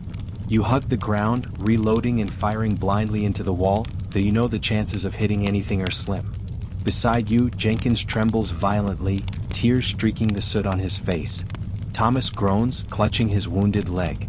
Miller, calm even here, reloads methodically, muttering curses with each shot. The assault has failed. The order to fall back never comes, but men begin retreating anyway, crawling through the mud, dragging the wounded when they can. The field is strewn with blue uniforms, a grim carpet of bodies that will never rise again. As dusk falls, your regiment pulls back into the ruined streets of Fredericksburg.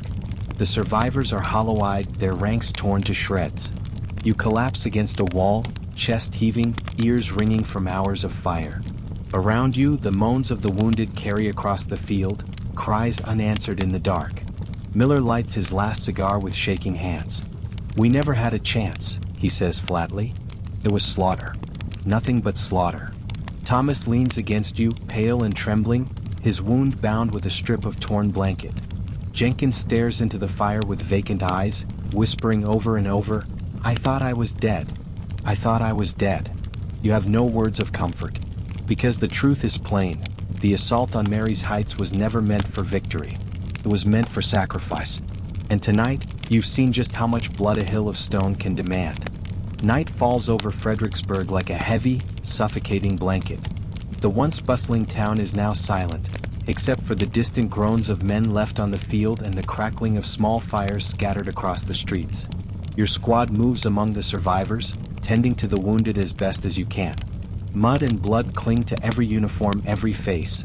The stench of gunpowder, sweat, and fear lingers like a permanent fog. Thomas sits on a broken crate, his leg wrapped in a makeshift bandage. Every movement sends a jolt of pain through him, but he refuses to complain. "Could be worse," he mutters, eyes hollow. You help him sip water from a canteen, wishing you had something stronger to numb the memories that already cling to your mind. Jenkins wanders aimlessly, muttering fragments of the battle, repeating phrases as if saying them aloud can make sense of the horror. Miller works silently, his hands steady despite the chaos, patching holes, bandaging wounds, trying to salvage what little humanity remains in the aftermath. The wounded fill the town's few remaining buildings, crammed together in an uneasy silence broken by occasional cries. A young corporal moans softly, his arm severed above the elbow, while another soldier whimpers under a blanket, fevered and delirious. You move from one to another, offering words you barely believe yourself, trying to hold on to some thread of compassion in a night that feels unending. Outside, the field stretches into darkness. You can hear the distant sound of Union soldiers trying to carry off the dead and dying, their movements muffled by the heavy ground and dense night air. The cries of pain carry across the cold, punctuated by occasional barked orders from officers or the distant rumble of artillery from other fronts. Every sound is a reminder of what was lost, and the futility that seems to hang over the battlefield like a shroud. Around the small fire in your section of the town, you and Miller sit in quiet exhaustion. "The generals never cared," he says, staring into the flames. "They measure success in names on paper, not in the men who fall in mud and blood. We were just cannon fodder, and don't let anyone tell you otherwise." You nod, swallowing hard. It's hard to argue, hard to process the enormity of what happened in just a few hours of daylight. Thomas leans his head on your shoulder, and you feel the weight of his trembling body. Jenkins curls up near the fire, his small frame making him seem younger than his 16 years, and you are struck by how quickly childhood was stripped from all of you by this war.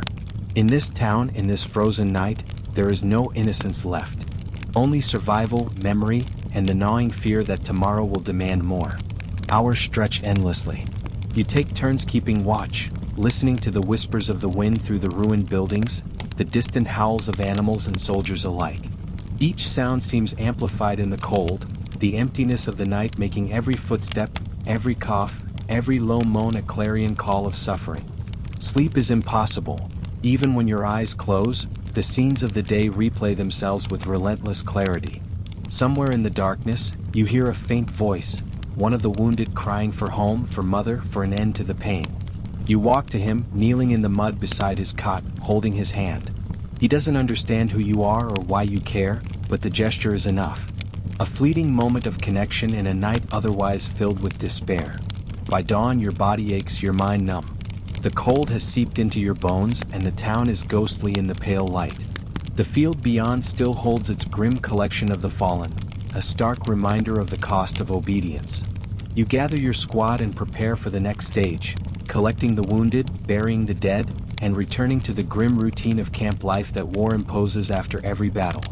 As the first weak sun touches the stone wall of Mary's Heights, you take a deep breath, feeling the icy air fill your lungs. The long night has tested your endurance, your compassion, and your humanity. You survived, yes, but at what cost? The field is emptying slowly, men returning to tents, hospitals, and temporary shelters, each carrying memories they cannot shake. And somewhere deep inside, you know this night is only the beginning. For war doesn't pause to let you rest. Its lessons are harsh, relentless, and unforgiving. Yet, in this long night, you have also discovered something precious. The capacity to care, to act, and to survive even when the world seems bent on breaking you. The sun rises fully now, illuminating the town and the battered soldiers who cling to life. You and your squad take stock, preparing for the march back to camp, carrying with you not only the physical wounds of battle but the invisible scars that will follow each of you long after Mary's Heights has faded from the map. The march back to camp is slow and somber.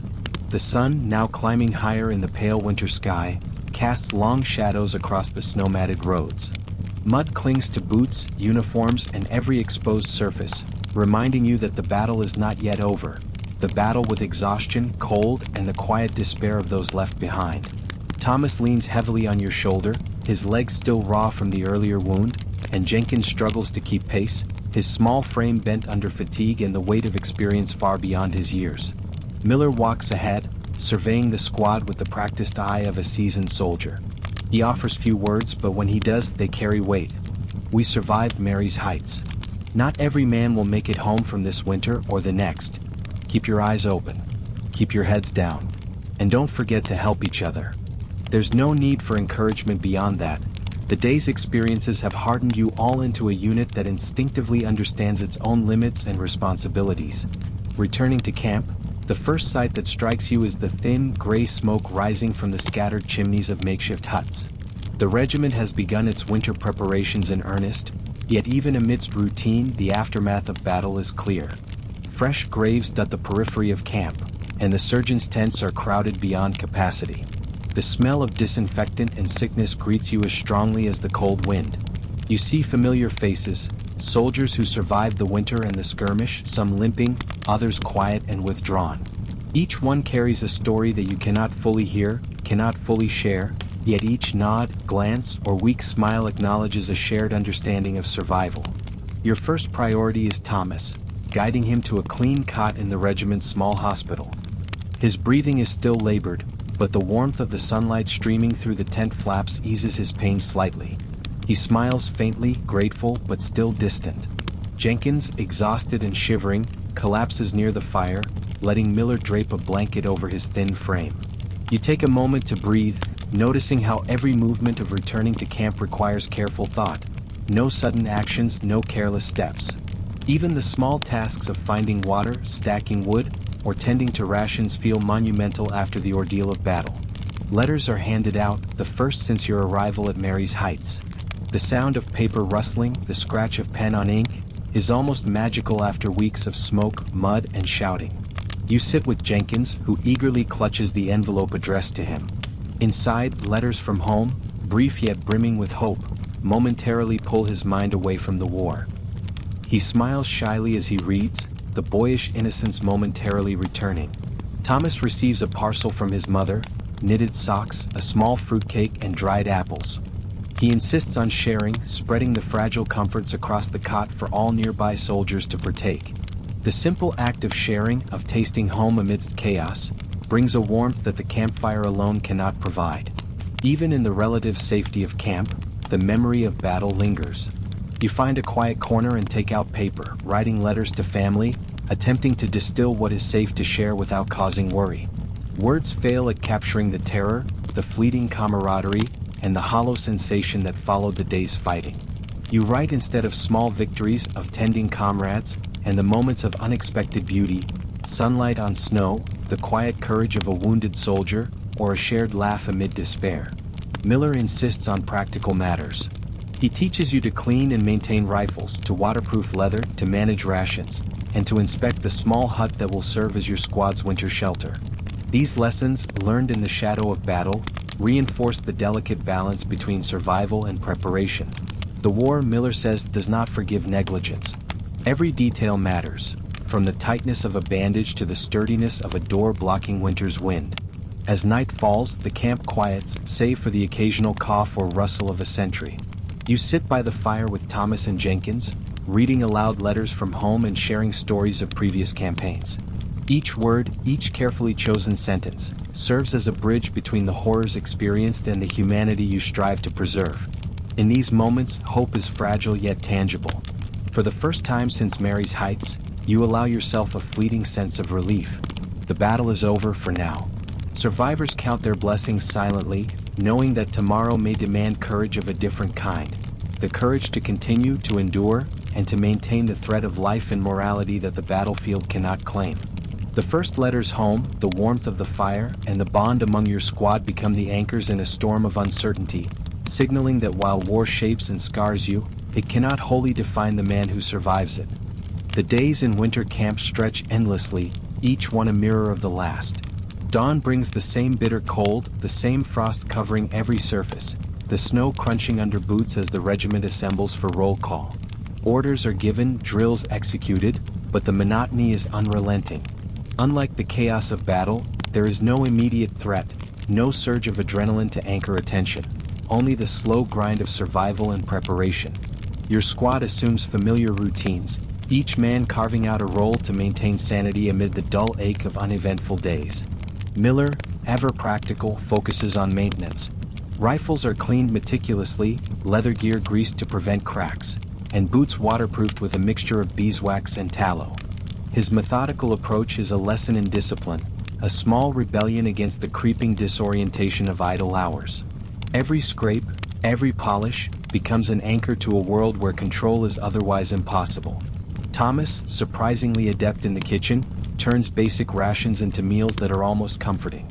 Salt pork is transformed with wild onions and the occasional scavenged root into a simple stew, and cornmeal baked in the coals becomes ash cakes that smell like home. The act of cooking, sharing, and nourishing the men is a balm for the spirit. Even Jenkins, small and still wide-eyed, discovers a niche as the camp gossip and information broker, collecting tidbits of news and rumors, delivering them with boyish excitement that momentarily lifts the gloom. Despite these small reprieves, boredom gnaws at the edges of everyone's mind. Men gamble, play cards or dice, and create makeshift games to occupy the hours. Some write letters home, describing the daily grind in euphemistic terms, carefully avoiding the death and disease that shadows the camp. Others gather for prayer or impromptu musical sessions, fiddles and harmonicas providing rare notes of beauty against the backdrop of white snow and gray skies. You find yourself telling stories by the fire, narratives of skirmishes, battles, and moments of courage. Some are true, others embroidered for effect, but all serve to transport minds away from the monotonous reality. Jenkins listens with rapt attention, Thomas contributes the occasional culinary anecdote, and Miller watches quietly, approving of your ability to fill the silence with purpose. The storytelling becomes a way to process past horrors and to fortify the spirit for those yet to come. The regiment's semi-permanent huts, built from logs and clay, provide warmth but not comfort. Every day requires attention, collecting firewood, shoveling snow, maintaining the fragile chimneys. The cold is relentless, and even with insulated walls and raised platforms for sleeping, frost finds its way into blankets and clothing. Yet, the work keeps minds sharp, hands busy, and bodies slightly less susceptible to the creeping despair that idleness invites. Winter, you realize, is a different battlefield. There are no charged lines or bullets, but the enemy is no less real: cold, hunger, disease, and the invisible erosion of morale. To survive, one must fight in subtler ways, maintaining discipline, finding purpose in routine, sustaining companionship, and holding on to small joys like letters from home, a hot meal, or the warmth of a fire shared among comrades. By midwinter, these routines, though monotonous, forge bonds that feel as crucial as any forged in combat. Each man knows the reliance placed upon him by his fellows. Each action, however small, contributes to collective survival. Through the tedium, the laughter, the small victories of keeping warm, fed, and healthy, you begin to understand that resilience is not just born of courage in battle, but of endurance through the ordinary struggles that define daily soldiering. As night falls, the hut fills with smoke and warmth. Stories, songs, and quiet conversation blend into a rhythm that feels strangely like home. Even in the midst of war, amidst snow and mud, the human spirit finds a way to create comfort, companionship, and continuity, a fragile but vital triumph over the unrelenting march of winter. Winter brings with it an invisible enemy more relentless than any battlefield adversary: illness. Even as the regiment adapts to cold, snow, and monotony, disease creeps silently through the camp, claiming victims with cruel efficiency. Pneumonia, typhoid, and fever spread through crowded huts, often striking the strongest and most disciplined men first. A cough that seems minor in the morning can become fatal by nightfall, and the regimental surgeon works tirelessly, overwhelmed by the sheer volume of cases. You watch as Thomas develops a persistent cough, his cheeks pale and his movements sluggish. Though months of survival have strengthened him, the harsh winter has not spared him. Miller checks him frequently, his experienced eyes assessing every shallow breath, every subtle color change in the lips and fingertips. He administers simple remedies, hot broths, layers of blankets, careful positioning, but even the best care cannot shield the men entirely. The vulnerability is constant and unnerving. Around camp, the rhythm of life is punctuated by sickness. Men are carried to the makeshift hospital tents, their faces etched with pain, fear, and resignation. Some survive, many do not. Each loss sends a ripple through the company, a reminder that in war, survival is never guaranteed. You see the fragility of life made tangible, and every small act of care, fetching water, stoking fires, sharing rations, becomes an assertion of human will against forces beyond control. The psychological toll is equally severe. Watching comrades succumb, knowing that even your cautious habits cannot guarantee immunity, breeds a quiet anxiety. Every cough, every pale cheek triggers calculation. Could it be contagious? Will it strike me next? This constant awareness sharpens your senses but also wears at your nerves. The camp, normally a place of camaraderie and routine, becomes a crucible of fear and vigilance, teaching lessons not in strategy but in endurance. Despite this, life continues. Letters from home arrive, bringing moments of relief and joy. Thomas reads a note from his mother aloud, a small reprieve from the daily tension. Miller uses humor, dark as it may be, to maintain morale. You learn that survival in winter is not just physical. It is mental, the ability to preserve hope and purpose amid relentless adversity. The simplest routines, like tending a fire or boiling water for tea, become acts of resistance against despair. New recruits arrive even during winter, naive and untested. Their arrival is bittersweet. They bring energy and curiosity, but also the risk of contagion. You find yourself mentoring them, showing the ways to survive not only the cold, but the subtle threats of illness, monotony, and mental strain. Every lesson you impart carries weight because the stakes are clear. In this frozen landscape, a single mistake could be fatal. The winter months reveal that the Civil War is fought as much in the quiet, bitter hours as it is in the chaos of open battle. Every day is a negotiation with fate. Survival depends not solely on courage, but on attentiveness, adaptability, and the small kindnesses that preserve life and humanity. The men who endure these months emerge changed, their resilience hardened, their sense of camaraderie deepened by shared vulnerability. As nights grow longer and fires crackle in huts across the regiment, you reflect on the tenuous balance between life and death in winter camp. Illness, cold, and exhaustion are omnipresent, yet the small triumphs, friendships maintained, fires kept burning, letters read, meals shared, are victories in themselves. The harsh winter is a test of endurance, a reminder that survival is never simple, and that the cost of living can be as high as the cost of battle. As February recedes and March arrives, the icy grip of winter slowly loosens. Snow melts into streams of muddy water, and the frozen ground softens under the first hints of sunlight. The regiment, long confined to the monotonous rhythms of winter camp, senses a shift. the stirrings of spring and the promise of renewed military activity. Even the air seems different, carrying faint warmth, the smell of damp earth, and a subtle undercurrent of expectation. With the thaw comes new energy and a tangible urgency. Officers order inspection of weapons, uniforms, and camp arrangements. Everything that survived the winter's harshness must be restored, cleaned, and ready for the coming campaign season. You spend hours with Miller, Thomas, and Jenkins inspecting rifles, polishing locks, and repairing minor damage to equipment. Each musket, each cartridge, each strap carries the weight of potential life or death on the battlefield.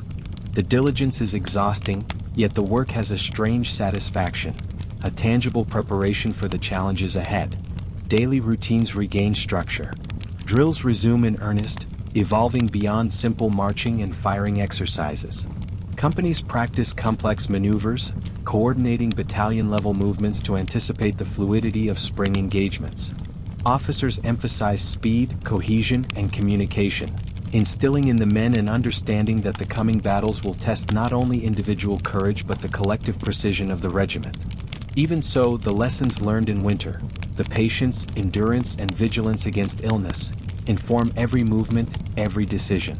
The thaw also brings new arrivals, replacements, and reinforcements to fill gaps left by disease, desertion, and battle casualties. You notice the contrast sharply. The eager, naive faces of new recruits juxtaposed with veterans like Thomas and yourself, tempered by the months of hardship and bloodshed. Mentoring them is a responsibility, and every instruction carries weight. You teach them the value of careful observation, the necessity of maintaining equipment, the subtle strategies that winter months have honed into instinct. Mistakes are costly, and the knowledge you impart may very well preserve life. In between preparations, small signs of spring offer moments of relief. Patches of green appear along the riverbanks. Birds return, their songs piercing the stillness of early mornings. The sunlight, though weak compared to summer, warms cheeks and hands, lifting spirits across the camp.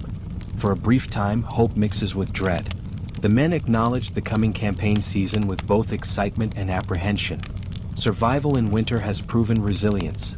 Survival in spring will demand courage and adaptability in new forms. Logistics also intensify. Supply wagons move more freely on thawed roads, bringing fresh rations and mail. The men eagerly greet each wagon, the small comforts of letters and food serving as vital morale boosters. Even in the heightened tension, the small joys of home, news from family, treats, or simply a letter preserved from winter, remain essential. You take a moment to read a letter from Catherine, the neighbor's daughter, finding a quiet reminder of the world beyond the regiment, a tether to the life waiting after war. The regiment begins to dismantle winter huts, salvaging wood and materials for use on campaign or to leave behind. There's a strange nostalgia in the act. Those structures, once harsh and uncomfortable, became sanctuaries, sites of camaraderie, and places of resilience. Walking through the camp one last time before marching orders, you realize how much the winter has shaped not just survival skills but the bonds between men. Every hut, every fire, every shared task contributed to the hardened unity now evident in the ranks. By late March, the atmosphere is electric with anticipation. Orders circulate for the spring campaign, movements are planned, and men adjust to the increased pace and demands. The winter pause is over, and the regiment, reborn through months of adversity, is ready to leave the comparative safety of camp for the uncertainty of the battlefield. You shoulder your knapsack, adjust your rifle, and take your place among the blue column. Ahead lies marching, maneuvering, and the possibility of combat, but also the chance to test the resilience honed over months of survival. As the regiment moves forward, you reflect on the lessons of winter. Patience, vigilance, adaptability, and the fragile, precious nature of life. These lessons will guide every step in the campaigns to come. Survival was never guaranteed, but through hardship and perseverance, you have become a soldier ready to meet the spring with both caution and resolve. The thawed roads and softened earth carried the regiment southward, the long march punctuated by the rhythm of boots, wagons, and the occasional crack of rifle fire from skirmishes ahead. Spring's arrival brings both relief and new anxiety. The months of winter preparation have honed muscles, sharpened minds, and strengthened bonds, yet the uncertainty of active operations awakens the old fear that never fully leaves a soldier's chest. As the column moves toward the reported location of Confederate forces, orders come down for reconnaissance and picket duties. The woods, now greening with early foliage, provide cover for both sides, turning every rustle of leaves and snap of a twig into a potential threat. Your squad moves with heightened awareness, every glance scanning for movement, every sense tuned to the possibility of an ambush. Thomas, still recovering from his illness but stronger than ever, walks alongside, his face determined yet marked with the quiet reflection born of survival. The first skirmish arrives unexpectedly. A small Confederate detachment attempts to test the Union perimeter, sending shots that echo across the fields. The men respond quickly, forming ranks and returning fire with controlled precision. Smoke rises in thin columns from rifles, mingling with the early morning mist. The battle is brief but intense, a reminder that the spring campaign will be measured not only in miles marched but in blood exchanged. You see new recruits frozen in place, their hands trembling as they load and fire under the eyes of hardened veterans. Guidance and calm words are as vital as ammunition. In the chaos, the lessons of winter prove invaluable. Positions are maintained, equipment functions without fail, and communication across the line prevents disarray. Miller oversees the maneuvering with practiced eyes, his presence grounding the squad. Jenkins, now more confident and capable than in his first winter, demonstrates a surprising steadiness, relaying messages between flanks with clarity and speed. Even in brief encounters like this, the subtle preparation of months spent training, repairing, and surviving proves its worth. The aftermath of the skirmish is both sobering and illuminating. Casualties are minimal, but the psychological toll is evident. New recruits look pale, shaken, while veterans exhibit a familiar mix of relief, exhaustion, and quiet satisfaction at having executed orders effectively. You gather the squad for a brief debrief, emphasizing the importance of remaining alert, conserving energy, and learning from every engagement, no matter how small. Battle is as much about endurance and adaptability as it is about courage. By the afternoon, the column continues its march, the distant sound of cannon fire a constant reminder of the larger conflict unfolding ahead. Conversation among the men turns to speculation, where the next battle will occur, how the enemy might respond, and whether reinforcements will arrive in time. Letters from home, supplies, and memories of winter comfort feel distant now, replaced by the immediacy of marching orders and the looming prospect of combat. Each step on the softening earth carries both anticipation and the weight of responsibility, to oneself, to the squad, and to the regiment. As evening falls, your squad establishes a temporary bivouac on a ridge overlooking a small valley. Fires are lit, rations distributed, and the men share stories in quiet tones, each narrative a salve for the tension of the day. You reflect on the contrast between the frozen winter and the greening landscape, the hardships of frost and snow replaced by the challenges of mud, insects, and enemy fire. The essence of soldiering remains unchanged. Survival depends on vigilance, skill, and cohesion. Night descends with a cold breeze cutting through the early spring air. The distant hills echo with the movement of enemy patrols, reminding all that the respite is temporary. As you settle beside the fire, rifle close at hand, the faces of Thomas, Miller, and Jenkins illuminated in flickering light, a sense of quiet determination fills the squad. Spring has arrived, and with it, the campaign continues. Each man understands that survival is no longer merely about enduring harsh winters or waiting for battle. It is about meeting the enemy with preparedness, courage, and the hard-won lessons of months spent together. Dawn breaks with a thin gray light, revealing a landscape softened by spring rain but scarred from previous engagements. Trenches filled with rainwater, the remains of hastily abandoned encampments, and the distant shapes of artillery pieces awaiting orders. The regiment assembles on a gentle rise, muskets cleaned and loaded, bayonets fixed, and faces set in expressions of determination and fatigue. The lessons of winter and early skirmishes have honed both body and mind, but nothing can fully prepare a man for the reality of large-scale combat. Orders come down for the advance. Your company, now leaner but hardened, is tasked with holding a critical ridge while scouting parties move forward to identify Confederate positions. The march to the ridge is measured, each step deliberate, boots sinking slightly in the damp earth. The early morning mist hangs low, creating both cover and confusion. Every rustle of brush, every snap of a twig raises hearts as men glance sideways, rifles instinctively raising to the ready. By mid-morning, contact is made. Confederate forces, larger than expected, are advancing from a wooded knoll across the valley. Smoke begins to curl into the sky from musket fire and distant artillery, the sound both familiar and terrifying. Orders ripple down the line. Hold positions, return fire when necessary, conserve ammunition, and watch for flanking movements. The regiment forms its defensive line with precision, the months of drilling and winter conditioning now proving invaluable. The first volleys are exchanged. The smell of gunpowder hangs thick in the air. Rifle fire is sharp, punctuated by the occasional scream and thud of a fallen comrade. You keep moving through the loading and firing sequence, your body operating on muscle memory and instinct honed through years of training and survival. Around you, men who arrived at camp inexperienced and terrified now fight with controlled aggression, covering each other, maintaining the line, and adapting to the fluidity of battle. Thomas fights beside you, his movements deliberate and measured despite the lingering effects of his past illness. Miller's presence is steady, directing men, adjusting positions, and intervening in moments of potential chaos.